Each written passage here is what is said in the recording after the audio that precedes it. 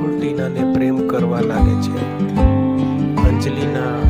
અંજલિને આ બધું ચૂપચાપ સહન કરે છે. એક દિવસ અંજલિ સમજી જાય છે તેનો પ્રેમ એકતરફી છે અને એ દિવસ તે કોલેજ છોડી દે છે.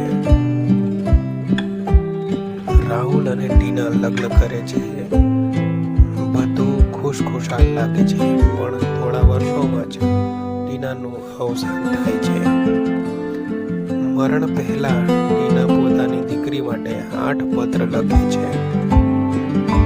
દરેક જન્મદિવસ માટે એક 8મો પત્ર.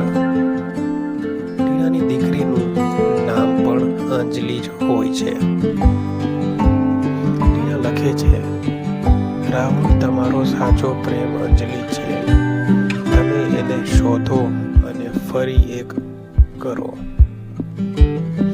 નાની અંજલિ રાહુલને લઈ જાય છે એક સમર કેમ્પમાં અને ત્યાં મળે છે મોટી થયેલી અંજલિ. હવે તે બદલાઈ ગઈ છે. સાડી, સંસ્કાર અને શાંતિભર્યું જીવન. પણ હવે અંજલિ કોઈ બીજાની છે. અમન સાથે તેમનું લગ્ન નક્કી છે. સમર કેમ્પમાં જૂની યાદો જીવંત થાય છે. બાસ્કેટબોલ, હસવું, ઝઘડવા અને ફરી પ્રેમ. રાહુલ સમજી જાય છે તે અંજલિ વિના અધૂરો છે.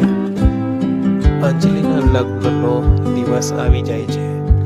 રાહુલ બધું જ છોડીને દોડી આવે છે. અમન સમજી જાય છે કે અંજલિનું દિલ હજી રાહુલ માટે ધડકે છે અને અંતે અંજલિ અને રાહુલ ફરી મળે છે. ટીનાનું સપનું પૂરું થાય છે.